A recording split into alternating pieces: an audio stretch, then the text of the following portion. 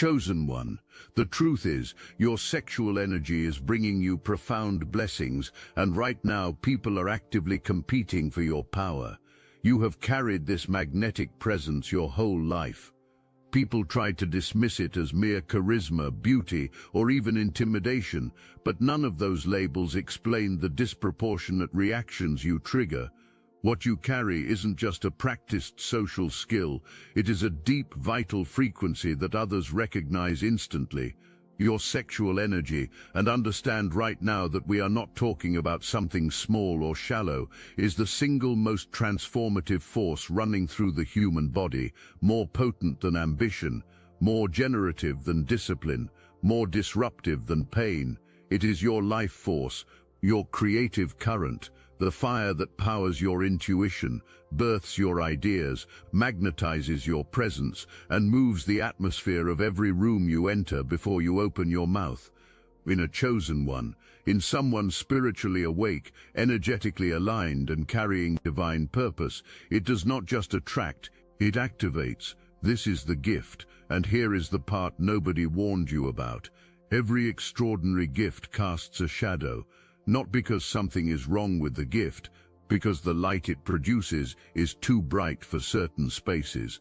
When you walk through the world carrying that kind of light, you do not just illuminate things, you expose them, and not everyone wants to be exposed. Watch how this unfolds. You walk in, not performing, not trying, just present in your full frequency. The person who was comfortable suddenly is not. The relationship that seemed solid starts showing its cracks. The dynamic that had been functioning on silence and avoidance suddenly cannot maintain the pretense. You did not touch any of it. Your frequency did. Because real light does not ask permission before it illuminates a room. Everything in the room, every beautiful thing, every hidden thing, every real thing, every fake thing becomes visible the moment you arrive. That is your gift. And the chaos that has followed you through life was never evidence that the gift was a curse. It was evidence that the gift was real. Counterfeit things do not generate that kind of reaction. Only the genuine article does. This is not a story about what was done to you. This is a story about what you have always had, what certain people have always wanted, and exactly how you reclaim every single piece of it. Before we go further, there is something happening inside you that deserves its own moment, because you have always had access to intelligence that most people spend their whole lives trying to develop, and somewhere along the way, you were taught to distrust it. Your body knows. Long before your mind reaches a conclusion, long before the pattern is undeniable, your body knows. It knows when someone in your space is not who they are presenting themselves to be. It knows when a connection is feeding you versus feeding off you. And the specific way it communicates is through your sexual energy, that life force current running through your core that cannot be persuaded, does not lie, and has no interest in being polite about what it detects. You have felt this as a tightening in your chest around someone who smiled too wide, a drop in your gut when someone said exactly the right thing at exactly the right moment, a sudden flatness in a space that had been alive seconds before a specific person entered it, a warmth and expansion in your body when someone genuinely aligned came close. These are not coincidences, these are not anxiety, these are your sexual energy functioning as a precision instrument, reading the frequencies around you and reporting back in the language of sensation. Here is what nobody told you about that intelligence. It is more accurate than logic. Logic can be manipulated by someone skilled enough to construct the right narrative, but sensation cannot be edited. Your body does not have an agenda. It does not want to believe someone. It does not want to be proven wrong. It simply reads what is there and tells you, every time you overrode that signal, every time you talked yourself out of what your body was clearly communicating because the optics were good or the words were right, or you wanted it to be different, you paid a price for that override, every single time. The chosen ones who move in real power have learned to trust the body's report over the mind's wishful thinking. Your life force does not send you warnings for entertainment. Every signal it gives you is accurate information about what you are standing near.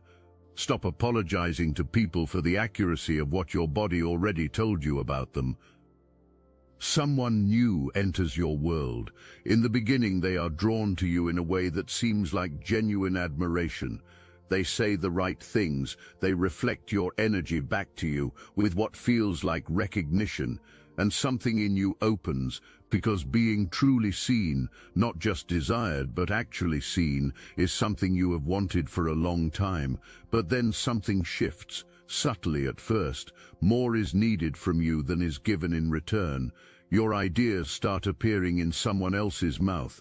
Your clarity starts informing decisions that were never credited to you. The more you give, the more there is to take, and the taking never quite calls itself what it is, because it is always dressed in the language of love, or friendship, or loyalty.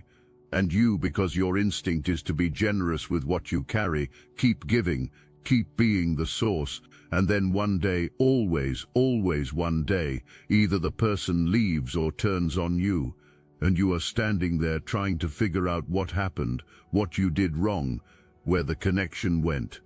If you felt called by this message, hype this video so other chosen ones like you can be reached. You were not being loved, you were being mined. Your energy, your insight, your creativity, your light, all of it was wanted. But the work required to generate any of it independently was never done. So the connection deepened, the frequency was fed without ever being cultivated. And when the supply felt like it was shifting, when you started to wise up or pull back, or simply have a season of needing something in return, the operation stopped being profitable. You were not loved poorly because you were not enough. You were targeted precisely because you were too much, more than anyone could generate on their own, more than most people know how to honor. And here is what the miners never account for when they choose their target. The mine does not run dry, it concentrates, and a concentrated mine, properly guarded, does not just produce more, it begins to produce consequences for anyone who approaches it with the wrong tools. That is coming. Keep watching. There is a specific kind of person the previous pattern does not fully capture, and if you do not know how to recognize this kind, the encounter becomes the most expensive one a chosen one can have. There are people who have learned through years of conditioning or deliberate practice how to mirror the frequency of whoever they are standing near. They do not show up with obvious need or obvious agenda. They come in matching your frequency so precisely that your body's first reading is recognition. They feel like resonance. They reflect your language, your values, your energy, your enthusiasm back to you with such accuracy that something in you exhales. Finally, someone who actually gets it. But there is a crucial difference between someone whose authentic frequency genuinely matches yours and someone who has simply become skilled at replicating whatever they encounter. Real resonance does not require maintenance. A genuinely aligned person does not need to monitor your reactions to keep adjusting their output. They simply are who they are, and who they are meets who you are. But replication requires constant calibration, and in the gaps, in moments of stress, in conversations that go somewhere unexpected, in situations where real priorities are quietly revealed, the replica cracks. You have experienced this. Connections that felt like finally, and then slowly, almost imperceptibly at first, began to feel like effort in a direction you could not name. Like you were working to maintain something that had felt effortless at the start. That is the signature of replication revealing itself.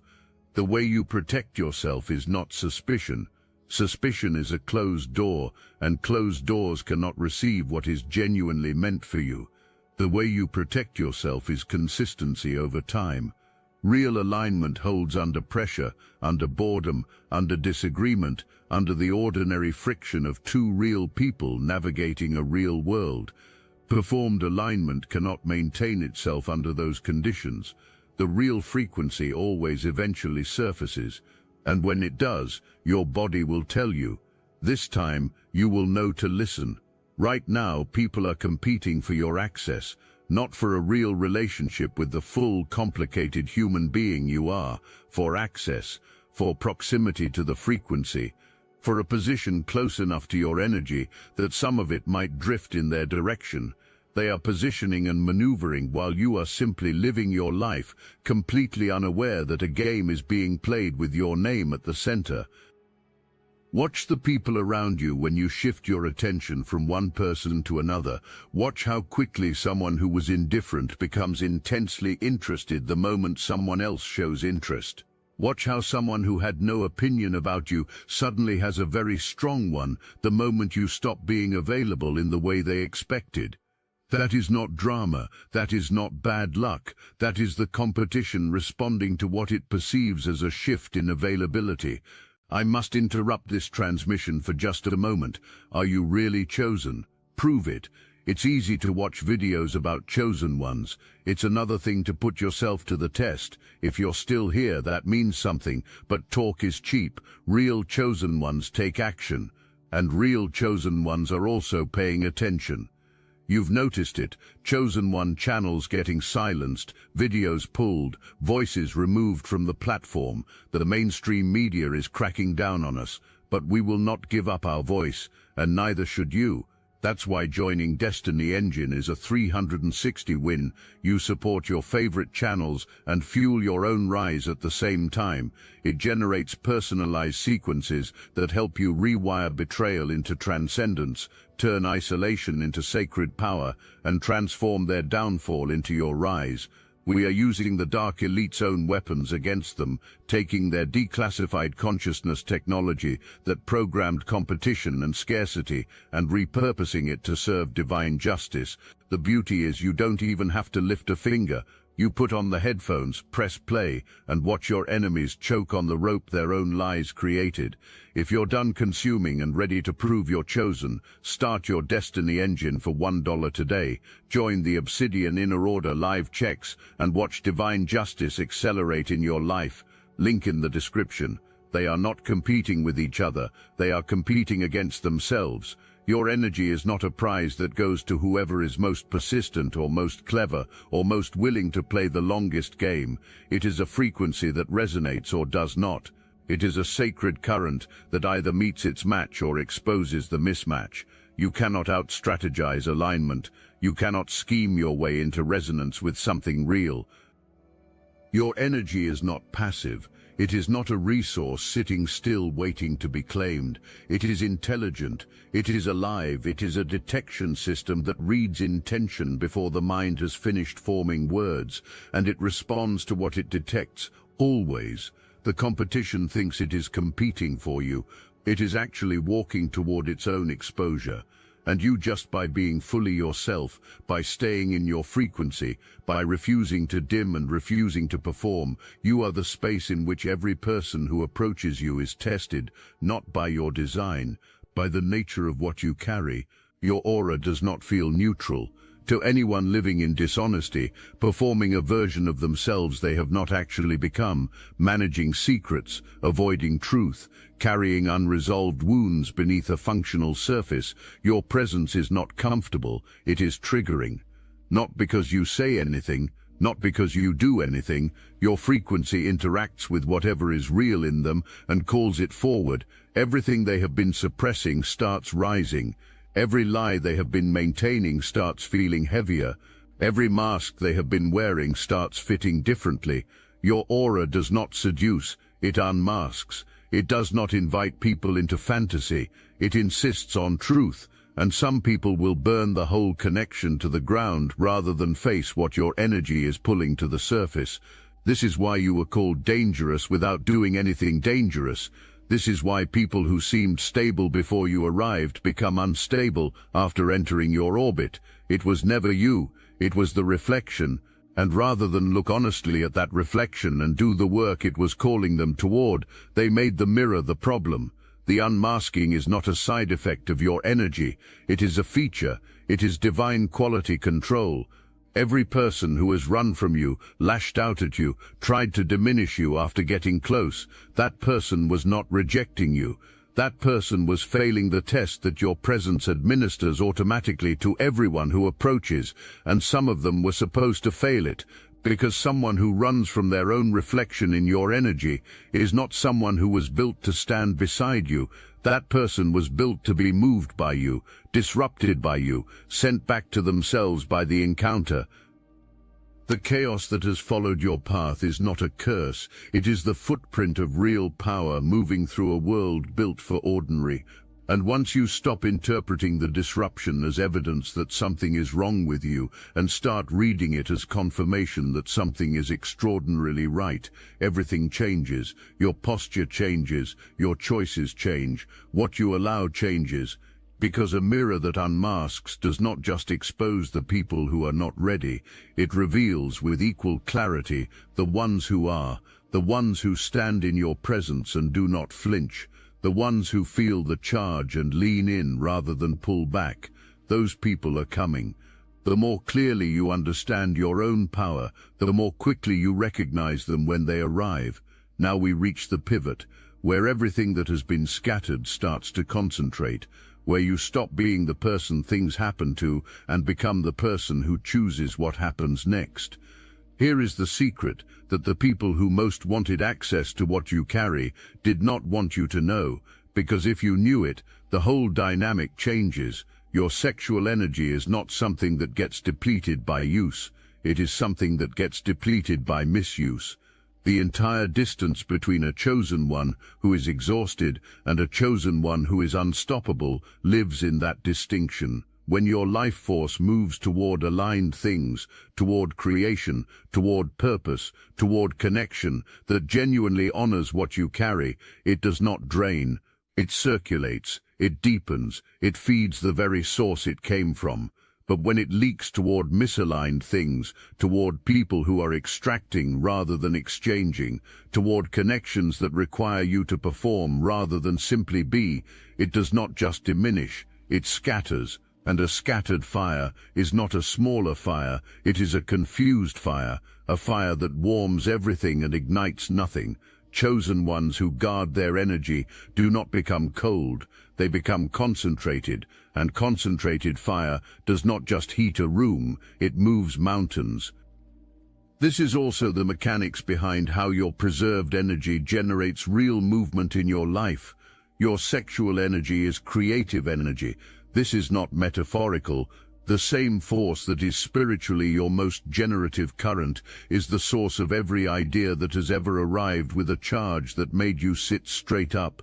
Every project that seemed to build itself, every solution that appeared with such clarity, it felt like it came from somewhere outside you. That was your life force running clear and purposeful through a channel that was not blocked by misuse. When you stop leaking your energy toward draining connections, your creative output does not just improve, it accelerates. Intuition sharpens in ways that produce real results. You move away from something right before it goes wrong. You reach toward the right person at exactly the right moment. You make a decision that looks impulsive from the outside, but was being quietly assembled by a frequency processing information your conscious mind had not yet catalogued. What the people watching you call luck is your signal running clear. The blessings moving toward you right now are frequency sensitive. They are calibrated to a version of your energy that is concentrated and purposeful rather than scattered and depleted. As long as your life force was leaking through misaligned connections, those blessings could not locate the signal. When you pull the energy back, when you seal the leaks, when you stop giving your creative current to containers that were never going to build anything with it, the signal clarifies, and what was always moving toward you finds you. When people cross certain lines with you, when they access you at the deepest levels of intimacy, trust and vulnerability, they have entered a spiritual agreement, whether they know it or not. Whether they came with good intentions or calculated ones, your body is not just a body, your trust is not just an emotion, your full presence is not just a social experience. These things are connected to your calling, your divine assignment, the reason you exist in this form at this specific time, and when someone accesses them, something in the universe takes note. People who have accessed you on the wrong frequency, who came with manipulation dressed as love, with extraction masked as care, do not walk away neutral. Something in their life begins to shift, not immediately, not always dramatically, but with an inevitability that would strike you if you ever traced it. Clarity fragments in areas that had nothing to do with you.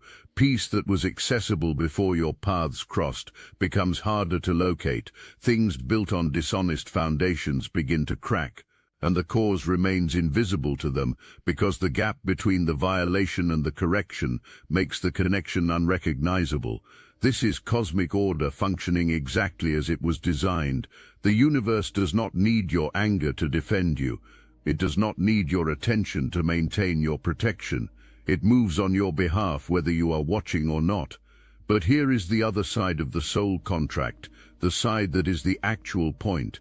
When someone comes to you in genuine alignment, arriving clean, honest, humble, ready, being in your world does something remarkable to their life. Creativity flows, purpose clarifies, something in them that was dormant wakes up and starts moving. Because your energy, when it meets genuine resonance, does not just attract, it multiplies. It activates in aligned people what could not have been activated any other way. You are a turning point in the story of everyone who truly encounters you, an activation event, a cosmic before and after, and the ones who understand that treat your presence as the extraordinary gift it is. Everyone else, the universe handles. There is something that has been operating in your favor without you directing it. Your silence, your withdrawal, your decision to stop engaging, not dramatically, not with a closing argument, just a quiet pulling back, does more to reveal the truth of a situation than any confrontation you could have staged. When you go quiet on someone who has been feeding on your frequency, you do not just remove yourself from the equation. You remove the only thing that was making their equation function. Think about this carefully.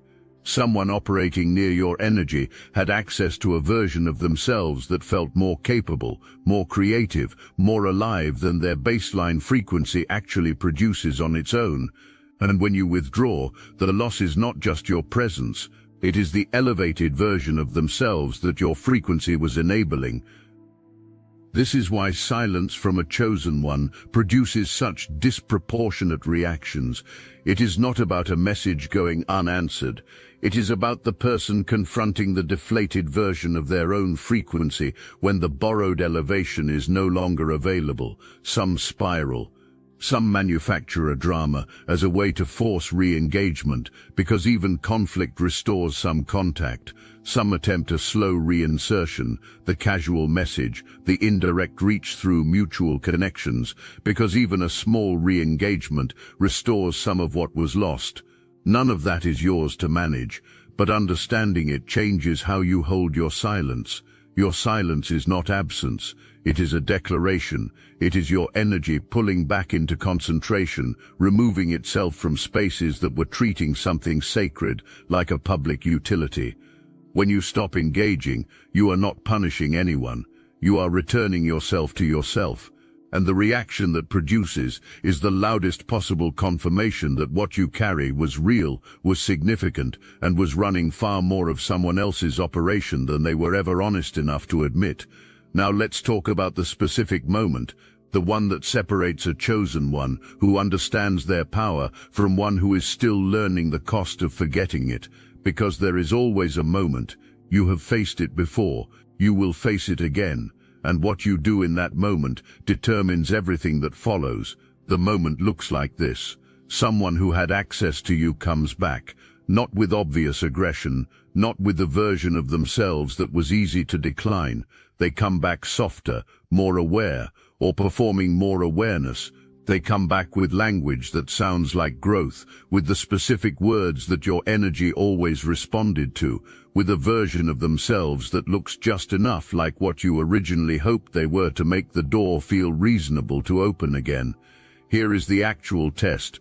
Not whether you feel the pull. You will feel the pull. Your sexual energy is generous by nature. It wants to expand toward what it recognizes, even when what it recognizes is a skilled replica of the right thing. The test is not the feeling, The test is what you do with the moments after the feeling arrives, whether you let your body's next response, the quieter signal that has no interest in being persuaded, complete its full transmission, whether you wait long enough to hear the whole message instead of just the first line. Because the first response your body gives you when someone from your past reappears might be recognition, but the full message, if you wait for it, almost always includes the rest of the history, the weight that settled in after the flattery faded, the specific way your energy moved differently around that person than it did in other spaces. Your body does not forget what your mind negotiates with. A chosen one who has done enough work to understand their power knows to wait for the full report before making any decision. People can change. Genuine transformation is real, but genuine transformation announces itself differently than performed transformation. It does not immediately seek to restore the original access. It is patient because it has nothing to prove. It does not need quick confirmation. Performed transformation, on the other hand, creates urgency. It pushes toward the restoration of access before the consistency that would confirm it has had time to establish itself. Every time you hold the line when holding it costs you something emotionally, you add to your power. Not because sacrifice is inherently noble, because choosing your own alignment over someone else's comfort tells the universe exactly what you believe you are worth, and the universe calibrates its response accordingly. People are obsessed with you, not from a comfortable distance, but in the personal, relentless, why can I not stop thinking about this way, that makes people behave in ways that confuse even themselves. Your name comes up in conversations you never started. Your movement, your energy, your availability is monitored with a consistency that does not match the casualness performed to your face. People who have told themselves and others that they have moved on check for signals of your presence with a frequency that contradicts the performance. You are the currency, and here is the thing about currency: it does not chase. Currency sits in its value and waits for people to understand what it is worth. It does not beg to be spent. It waits to be recognized by someone wise enough to understand what they are holding. Here is what you need to understand about the obsession. It is not about you as a person. It is about what being near you made certain people feel about themselves. When you were open and available and giving generously, your energy enabled a version of them that felt more creative, more purposeful, more capable, more alive. They mistook your energy for their own growth. They believed the elevation was coming from them, not from the exchange. And now that the exchange has shifted, the elevation has gone with it, and the ordinary version of their own frequency does not feel like enough anymore. That is not yours to fix. That is an invitation for them to do the work they were avoiding. Your energy was never supposed to be a substitute for personal development. It was always supposed to be inspiration for it. The difference between someone who grew because they knew you and someone who became dependent because they knew you is the entire point. Your energy is not a replacement for doing the work. It is a demonstration of what the work produces, and the ones who confused those two things were never your people. They were your lesson. There is a conversation happening about you that you will never be directly included in. And knowing what it sounds like will change how you understand the footprint you have already left on the world. Right now, in private conversations, in the quiet of someone's own internal monologue, there are people processing questions about you that they have no coherent framework to answer. Questions like why they cannot stop comparing every new connection to you, why things that were satisfying before they encountered you feel insufficient now, why their standards for what they are willing to accept in a relationship shifted after spending time in your world and have not shifted back, why your name still surfaces in their thoughts long after the connection ended. What they will not say, what they do not have language for, is that your sexual energy activated something in them that their own frequency could not have activated alone. You were a catalyst, not for what you did, for what you are, and catalysts rarely receive credit for the reactions they produce. They are often blamed for the disruption and quietly responsible for every good thing that emerged from the other side of it. The person who leveled up after knowing you called it personal growth. The person whose last relationship finally ended after encountering your energy said they just changed.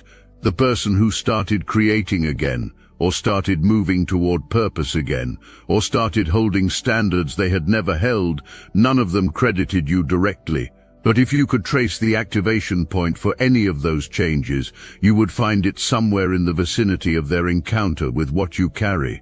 You are a catalyst. Most of the change you generate in the world is attributed to anything and anyone other than you, and that is fine. Because the game you are playing is not about credit, it is about impact, and the impact of your sexual energy on every person who has genuinely encountered it is already written into the fabric of their lives, whether they have the grace to acknowledge it or not. You do not need anyone to say it to your face. You can feel the truth of it in the way certain people orbit, in the way they return, in the way they cannot quite leave completely, even when they have done everything to perform leaving. That is your power, operating, always, without your management, without your effort. You have heard everything laid out across every section, the frequency, the mining, the competition, the shapeshifters, the preservation, the soul contract, the silence, the obsession. And there is a moment that happens for chosen ones, when all of these pieces lock together and produce something that cannot be undone. A recognition that does not just change how you think about yourself, it changes how you move, how you hold your body, how you decide who gets your time and who does not, how you respond when someone tries to run an old approach on a new version of you. The mirror breaks.